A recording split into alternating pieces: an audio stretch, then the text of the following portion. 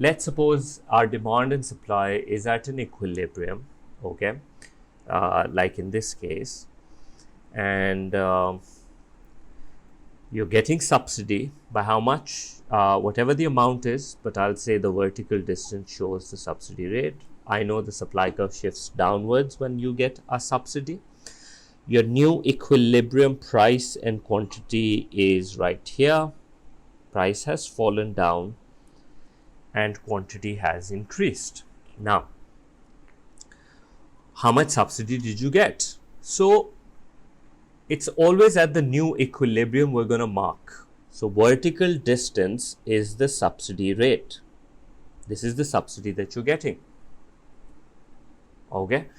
The difference between the supply curve, as we just did above, the vertical distance between the supply curve shows the subsidy. So over here, the vertical distance at this quantity shows the amount of subsidy.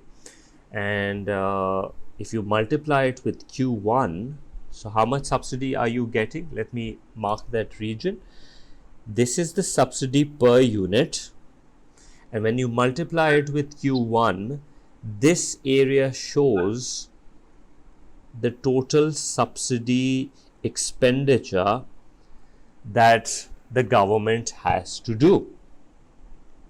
Okay, this vertical distance, let me mark this as P2. Okay, so P2 minus P1, this is per unit subsidy. Okay, or subsidy per unit. And when you multiply it with quantity 1, you get the overall expenditure. All right, so this is how it would work normally.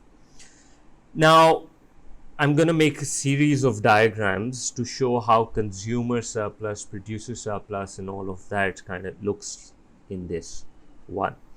Now, originally, what we have learned is that in this case, over here, consumer surplus originally, before any subsidy was given, the original consumer surplus is right here. Area below the demand curve and above the market price is consumer surplus. Okay. And the producer surplus is area above the supply curve and below the market price. That's the original producer surplus. Okay, let me mark it, consumer surplus and producer surplus. Now, how does it change after subsidy is given?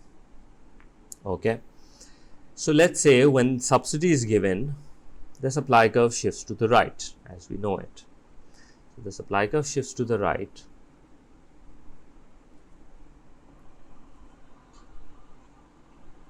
And as a result, the price goes down and the quantity increases. Okay, so this is what happens.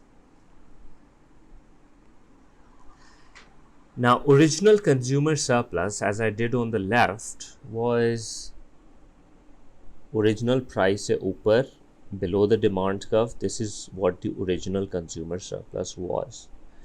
Now, since the prices have gone down, okay, and quantity has increased, there is an addition to the consumer surplus. There has been an addition to the consumer surplus. Okay, so consumers ke liye, that's a good scenario because of the price falling, the consumer surplus has increased. Okay, so of our subsidy area, now subsidy area I marked, where's that diagram? Right over here.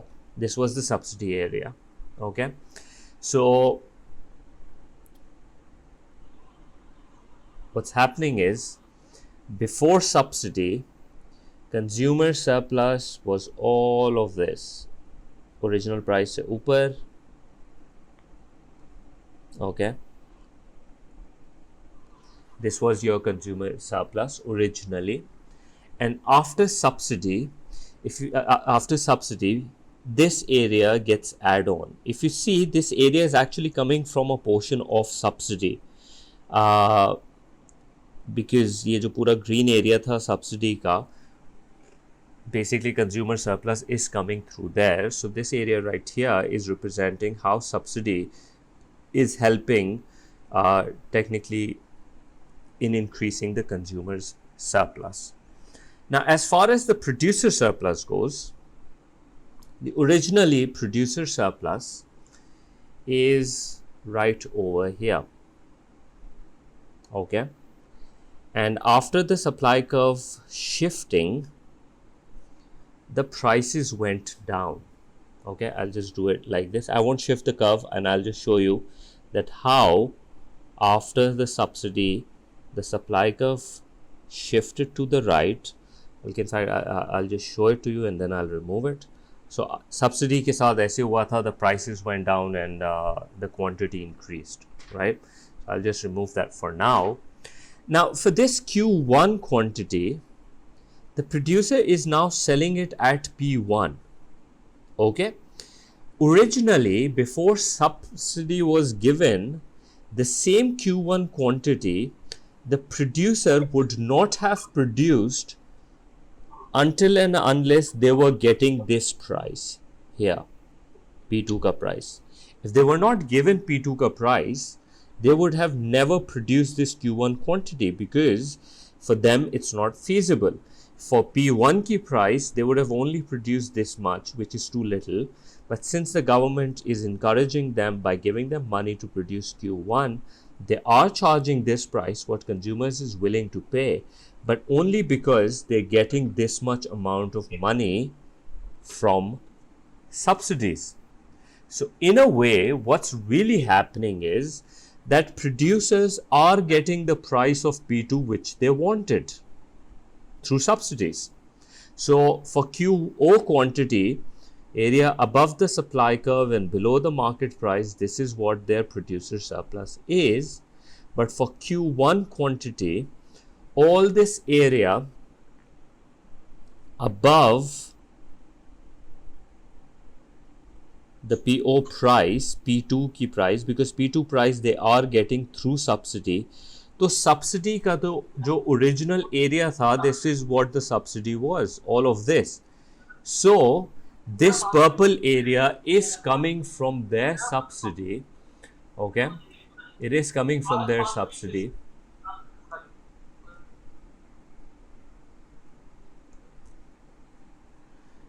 And that's in addition to the producer surplus. So really producers are not losing out because एक हिस्सा of subsidy,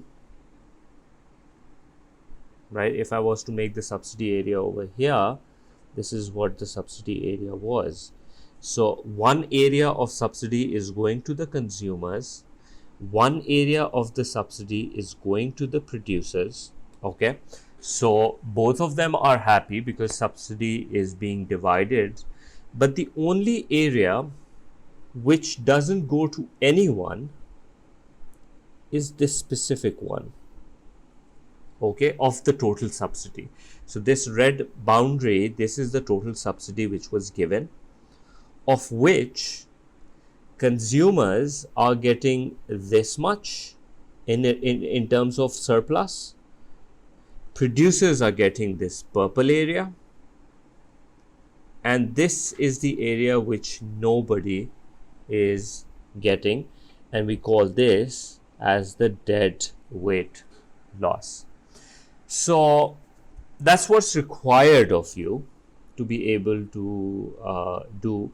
What I'll do is I'll kind of like give notations to it. A, B, C, D, E, F, G, H, and I. Okay, and basically what you will have to do in your exam or MCQ, and you need to be able to realize that how before subsidy and after subsidy was affecting this. Okay, so before subsidy, the original consumer surplus was area A plus B. Okay, and producer surplus was area E plus I. Okay, A and B is consumer surplus, and E and I is the producer surplus. Now, after the subsidy,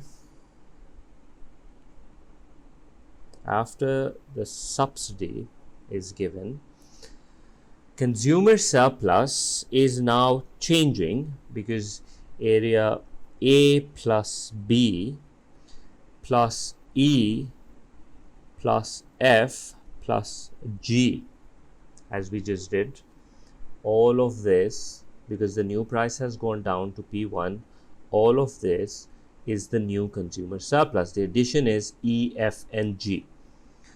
And the producer surplus originally was E and I, but since producers are getting the price of P2 through subsidies, so producer surplus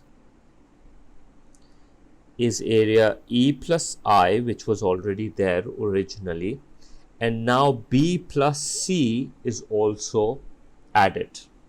Okay, so both of them are happy. The subsidy is helping the consumers out, it's helping the producers out. However, it is creating a deadweight loss because area D and H is not going to anybody. Okay, that's a deadweight loss because the overall subsidy was B plus C plus D plus E plus F plus G plus H. All of this, basically the highlighted portion. Usme se some of the area goes to the B goes to the consumers, and then E goes, F goes, and G goes.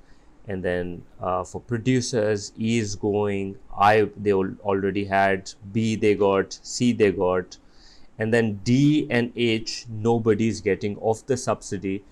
D and H goes to nobody, so we call it the dead weight loss.